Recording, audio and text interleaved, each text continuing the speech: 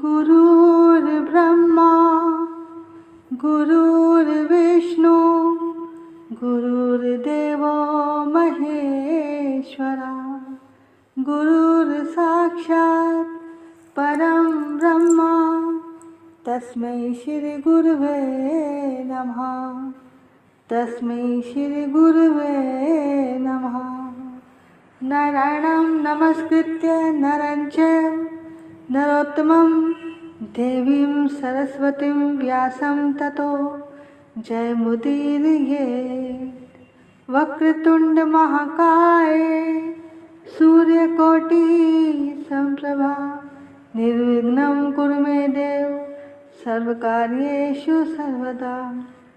अतुलितबलधामं हेमशैलाभदेहं धनुज्वनं कृशानं ज्ञानिनां ग्रगण्यं सकलगुणनिधानं वानराणामधीशं रघुपतिप्रियभक्तं वातजातं नमामि।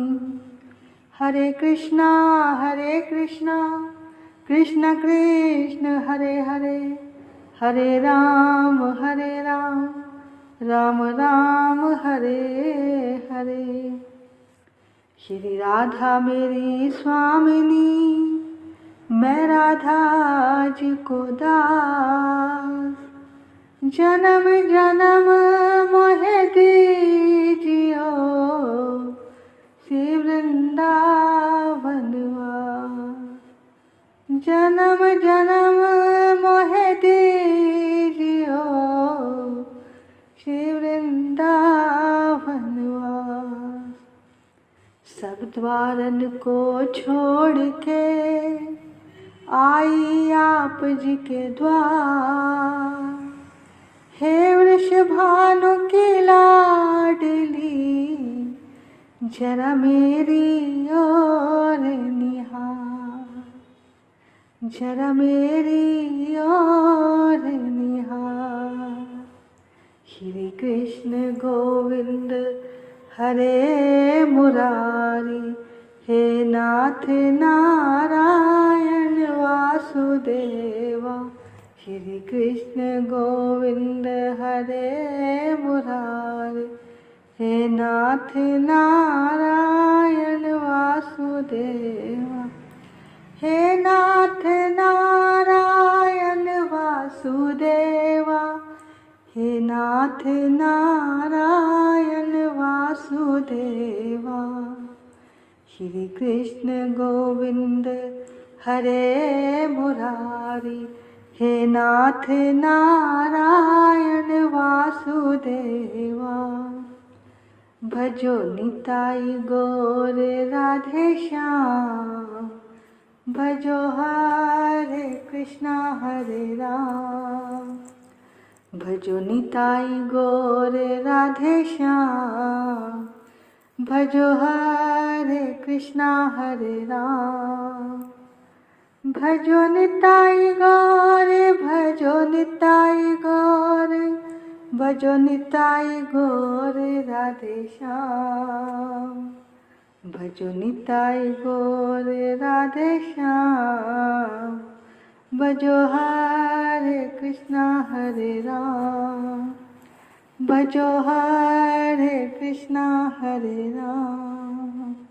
भजो हरे कृष्णा हरे राम। सभी प्रभु प्रेमियों को मुझ कृष्ण प्रिया किशोरी दासी की ओर से वृंदावन से राधे राधे राधे राधे प्रणाम वंदन। बोलिए राधा रानी सरकार की जय। वृंदावन धाम की जय। सद्गुरुदेव महाराज की जय। बांके बिहारी लाल की जय। राधा वल्लभ लाल की जय। राधा रमण लाल की जय। चराचर में बसने वाले परमात्मा की जय। दिव्य कार्तिक मास की जय। प्रभु प्रेम देने वाले मास की जय। जय जय श्री राधे। जय जय श्री राधे। जय जय श्री राधे निताई गौर हरि बोल। इस संसार में एक भगवान की भक्ति ही है जिसे सभी आसानी से कर सकते हैं और जिस पर सभी मनुष्यों का अधिकार है। इस कलयुग में तो भक्ति के समान अपनी आत्मा के उद्धार के लिए दूसरा कोई आसान तरीका नहीं है, क्योंकि योग, तप, ज्ञान आदि इस युग में सिद्ध होना बड़ा कठिन है। अब हमको ये विचार करना है कि ईश्वर क्या है और उसकी भक्ति क्या है। तो जो सारी की सारी दुनिया को बनाने वाले हैं, जो हमें इस भवसागर से पार करते हैं, उन्हें ईश्वर कहते हैं और उन्हीं ईश्वर से परम प्रेम होना ही उनकी भक्ति है। ऐसा प्रेम जैसा सूरदास ने किया, मीरा ने किया, रैदास ने किया। देखो, प्रेम कभी अगर होता है तो वो ईश्वर से ही होता है। संसार में जितने भी संबंध हैं उन्हें प्रेम नहीं कहते। जैसे गुरु और शिष्य का जो संबंध है उसे प्रेम नहीं, श्रद्धा कहते हैं। माता पिता का अपनी संतान से जो रिश्ता है उसे भी प्रेम नहीं कहते, उसे मोह कहते हैं। और एक लड़के का जो लड़की के साथ संबंध है उसे भी प्रेम नहीं, आसक्ति कहते हैं। क्योंकि यहाँ सारे के सारे रिश्ते स्वार्थ के हैं, नकली हैं, जो बदला चाहते हैं, जो हर पल हर क्षण बदलते हैं। अगर इनका स्वार्थ पूरा ना हो तो ये रिश्ते टूट जाते हैं। जो हमसे कुछ भी चाहते हैं वो हमारे प्रियतम कैसे हो सकते हैं। परंतु जो भगवान से हमारा प्रेम होता है, असलियत में तो उसे ही प्रेम कहते हैं। शुद्ध प्रेम, जिसमें कोई मिलावट नहीं, जिसमें किसी चीज़ की कोई चाहत नहीं। पर भैया, यही तो रोना है कि आजकल की इस दुनिया में कोई भगवान से प्यार करता ही नहीं। अरे, हम तो मंदिर भी जाते हैं तो मंदिर में 1 रुपया चढ़ाकर हम अपनी इच्छाओं की लिस्ट भगवान के सामने रख देते हैं। हमने तो कभी प्यार से भगवान की ओर ध्यान से कभी देखा भी नहीं होगा। अरे, उस परमात्मा से सच्चा प्यार करके तो देखो। अरे, हमसे ज़्यादा स्वार्थी कौन होगा जो 1 रुपये का भी बदला चाहता है।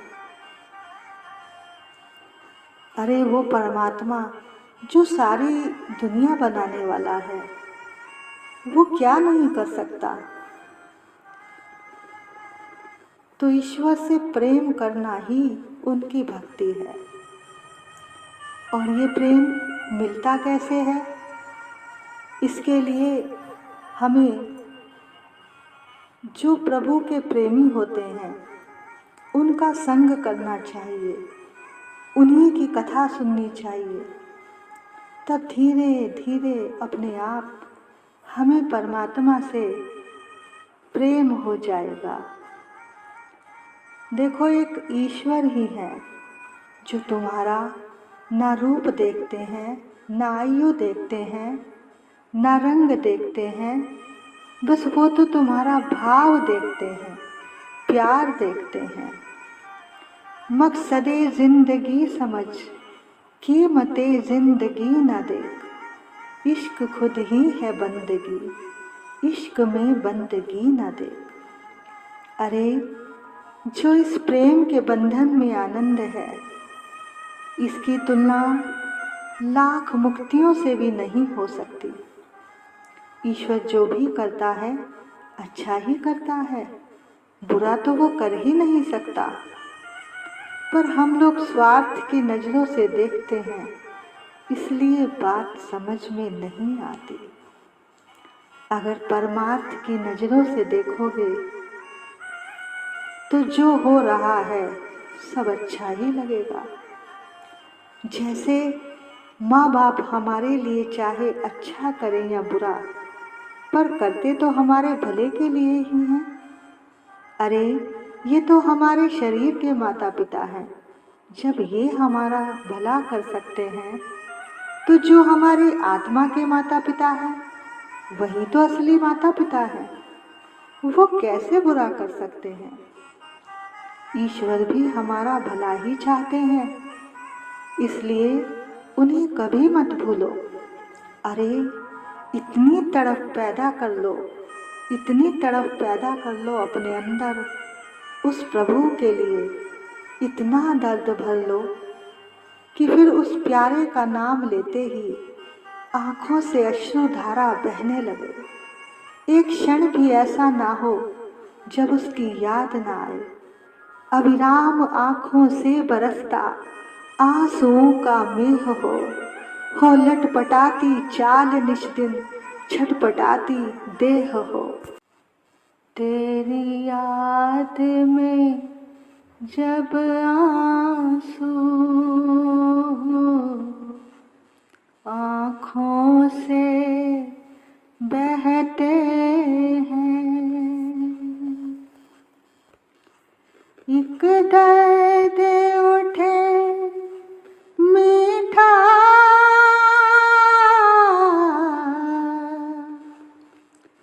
और हम मुस्काते हैं। तेरी याद में जब आंसू, जब दुनिया सोती है तब हम जग जाते हैं। जब दुनिया सोती है तब हम जग जाते हैं। जब दुनिया जगती है, जब दुनिया जगती है तो हम खो जाते हैं,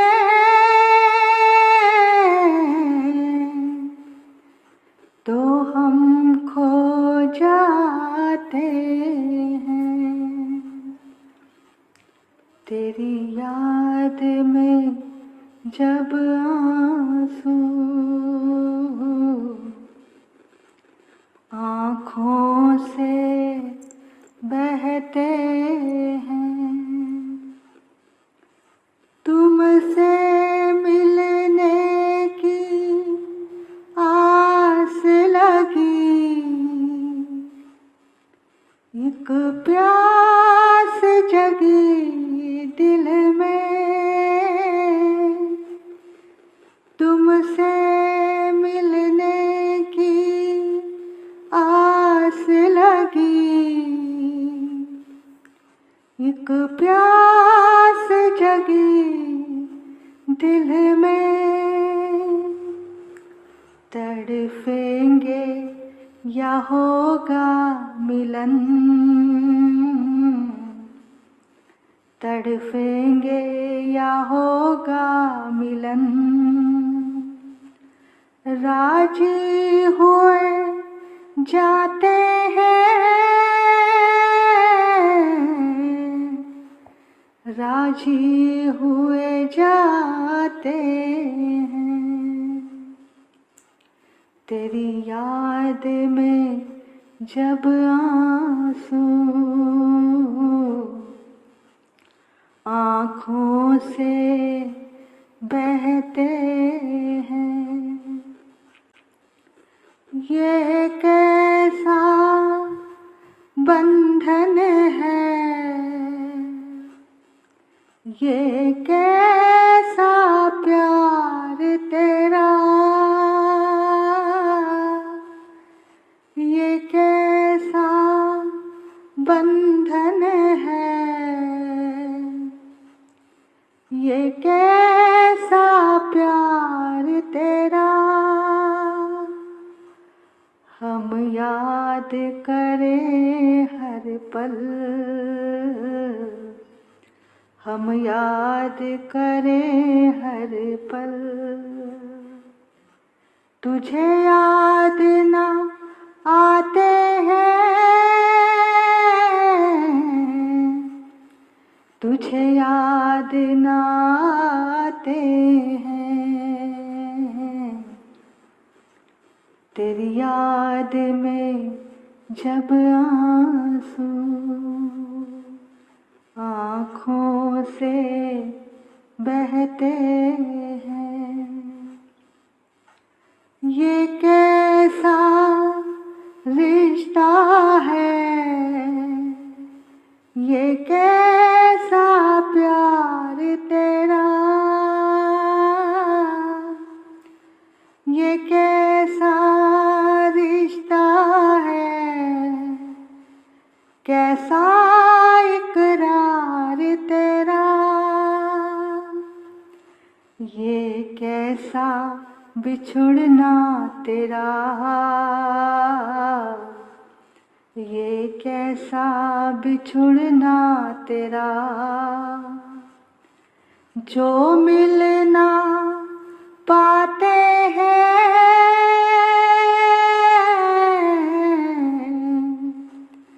जो मिलना पाते हैं। तेरी याद में जब आंसू एक बार चले आओ, मेरे प्यार चले आओ, एक बार चले आओ, मेरे प्यार चले आओ। क्यों देर लगाई है, दिलदार चले आओ, क्यों देर लगाई है, दिलदार चले आओ। कर कर के याद तुम्हें, कर कर के याद तुम्हें हम नीर बहाते हैं, हम नीर बहाते हैं। तेरी याद में जब आंसू आँखों से बहते हैं, एक दर्द उठे मीठा और हम मुस्काते हैं, और हम मुस्काते हैं। ये प्रेम की दशा है प्यारे, जब उसे पाने के सिवा तुम्हारा कोई और मकसद ना रह जाए।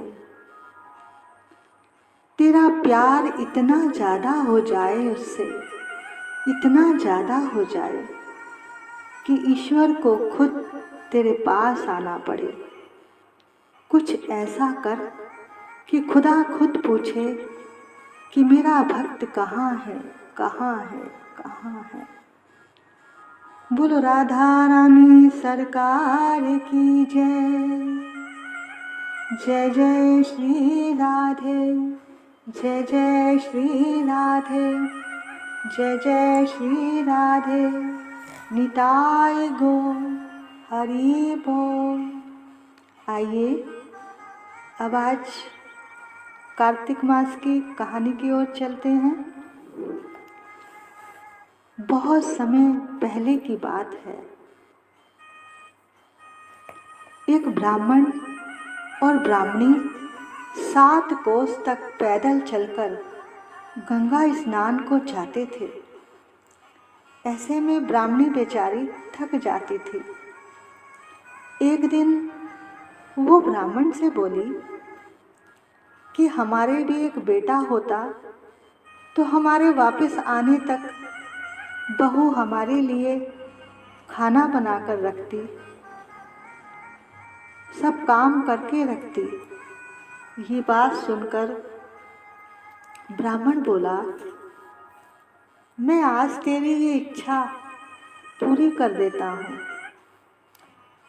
और तुम्हें एक बहू ला दूंगा। तुम एक पोटली में मुझे कुछ आटा, कुछ मोहरे रख के बांध कर दे दो। अब ब्राह्मणी ने ऐसा ही किया।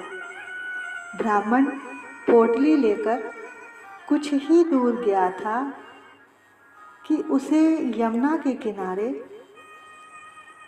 कुछ लड़कियां खेलती हुई दिखाई दी। वो सब मिट्टी के घर बनाकर खेल रही थी।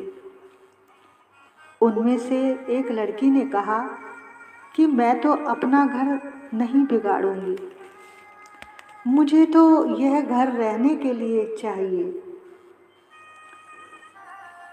अब ब्राह्मण ने सोचा, ये कन्या तो बहुत ही सुशील और संस्कारी है, बहू बनाने के लिए यही लड़की अच्छी रहेगी। कुछ देर बाद वो लड़की अपने घर जाने लगी और ब्राह्मण भी उसके पीछे पीछे चल दिया। जब लड़की का घर आ गया तो ब्राह्मण ने उस लड़की से कहा, अभी कार्तिक मास चल रहा है, मैं किसी के घर का खाना नहीं खाना चाहता। मैं अपने साथ आटा लाया हूँ, तुम अपनी माँ से कहना कि वो मुझे 4 रोटी बनाकर दे देगी। तो उस लड़की की माँ ने कहा कि हाँ, मैं बना दूँगी, तू उनसे आटा ले आओ। जब वह आटा छानने लगी तो उसमें से सोने की मोहरें निकली। तो लड़की की माँ को ख्याल आया कि जिसके घर में आटे में मोहरें रखी हैं वो लोग कितने अमीर होंगे। तो ब्राह्मण ने उसकी माँ से पूछा कि मेरा लड़का बाहर पढ़ने के लिए गया हुआ है, अगर वो अपनी लड़की की शादी एक खांड के कटोरे के साथ कर दे तो अच्छा रहेगा। अब उसकी माँ ने एक कटोरी चीनी देकर ही, यानी खांड देकर शादी करके ब्राह्मण के साथ भेज दिया।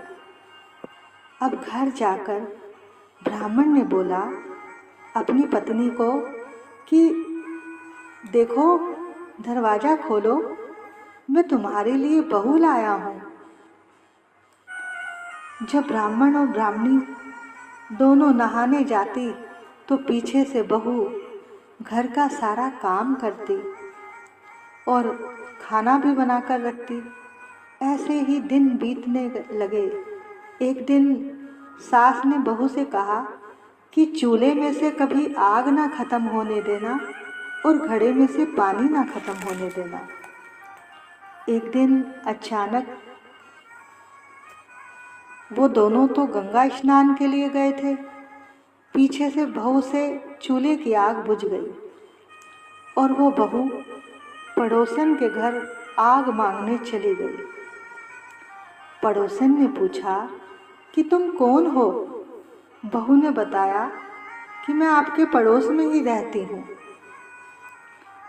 मेरे सास ससुर गंगा नहाने गए हुए हैं, मैंने उनके लिए भोजन बनाना है। तब पड़ोसन ने कहा, अरे तू तो बावरी हो गई है क्या? उनका तो कोई बेटा ही नहीं है। बहू ने कहा कि इनका बेटा तो काशी पढ़ने गया हुआ है। तब पड़ोसन ने कहा, ये तुम्हें झूठ बोल कर लाए हैं, इनका कोई भी बेटा नहीं है। अब बहू पड़ोसन की बातों में आ गई और पड़ोसिन से कहने लगी कि मुझे क्या करना चाहिए। तब उसने कहा कि जब वो दोनों आए उनका आदर सत्कार मत करना, और दाल की कढ़ाई खीर में, दाल की कड़छी खीर में और खीर की कड़छी दाल में डाल देना, और रोटियां भी जली हुई देना। अब जब सास ससुर आए तो बहू ने बिल्कुल ऐसा ही किया। सास ससुर हैरान हो गए और बोले, बहू आज कैसा खाना बनाया है?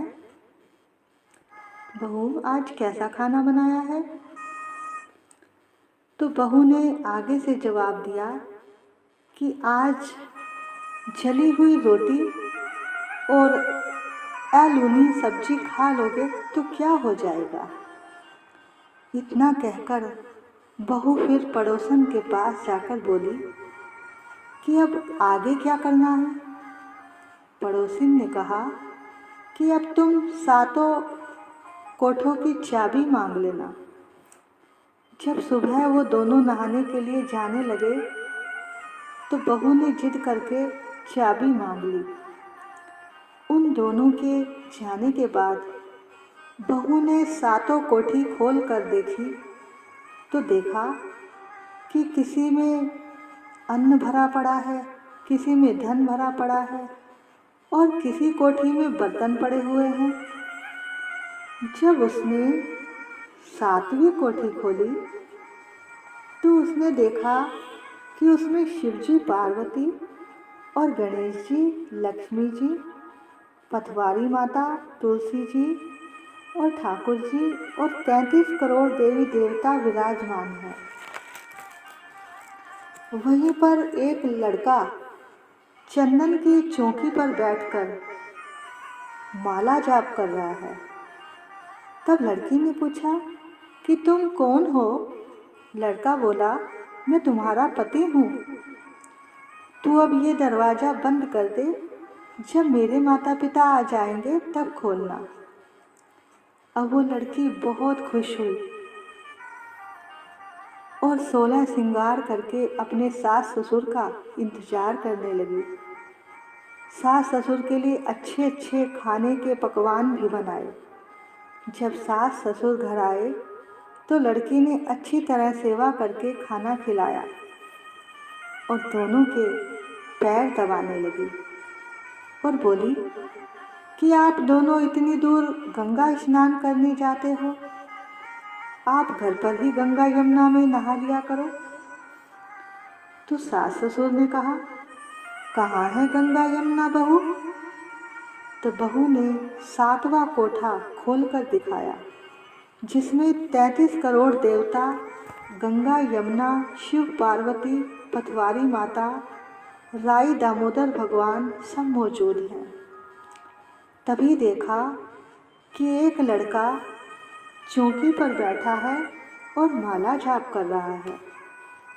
तब ब्राह्मणी ने पूछा कि बेटा तुम कौन हो?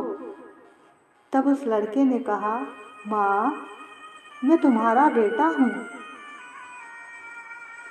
तब वो ऐसा सोचकर बहुत खुश हुई कि तुम कैसे आए, कहाँ से आए?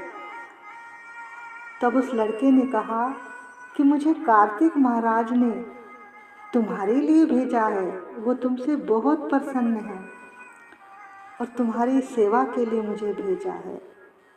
ये सुनकर उसने अपने पुत्र को, बहू को अपने गले से लगा लिया। अब सब लोग बड़ी खुशी खुशी घर में रहने लगे। बोलो कार्तिक मास की जय। तो कार्तिक महाराज ने जैसे ब्राह्मण और ब्राह्मणी को बहू बेटा देकर उनके संकट काटे, ऐसे ही वो सब कथा सुनने वालों के भी संकट काटे। बोलो कार्तिक मास की जय। आइए अब हम कार्तिक मास के आज के महात्म की ओर चलते हैं। आपने कल की कथा में उत्तानपाद राजा के बारे में सुना। इसके बाद राजा पृथु ने नारद जी से प्रार्थना की कि आपने इतनी सुंदर सुंदर कार्तिक मास की कथाएं सुनाई, अब आप कृपा करके तुलसी का महात्म भी बताइए।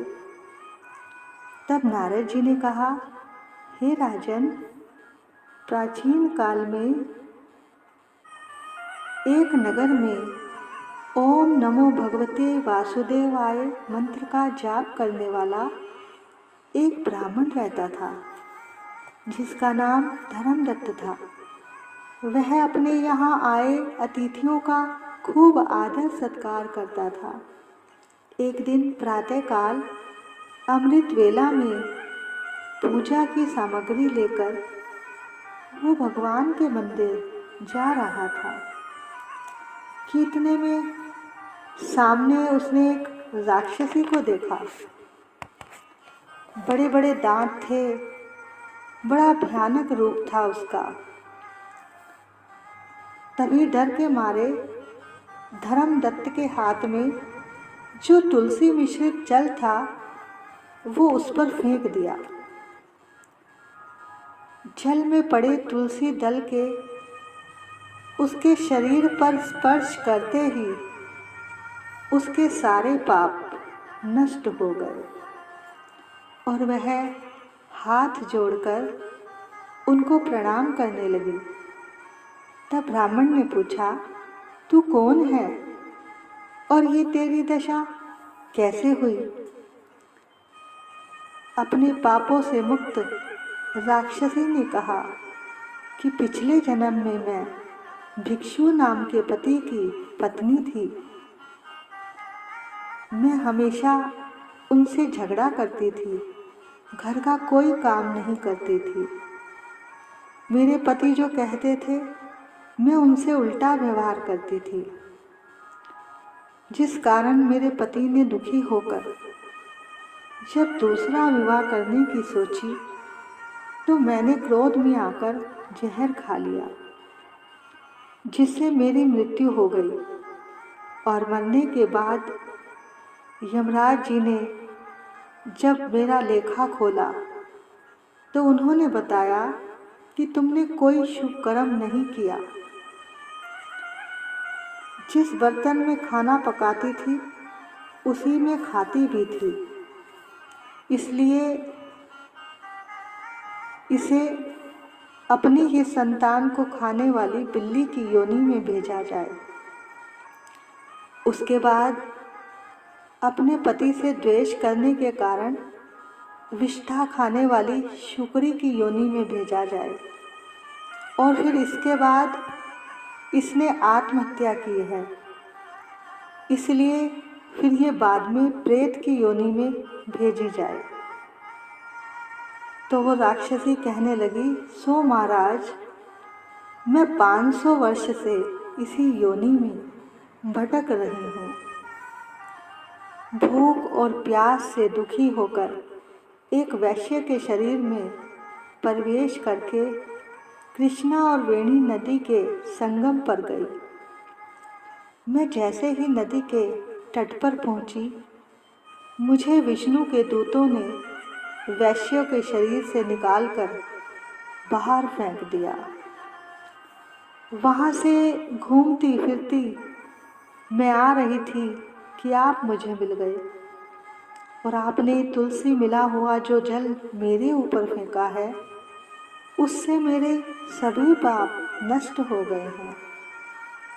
अब आप कृपा करके मुझे प्रेत योनि से भी मुक्त करवा दो।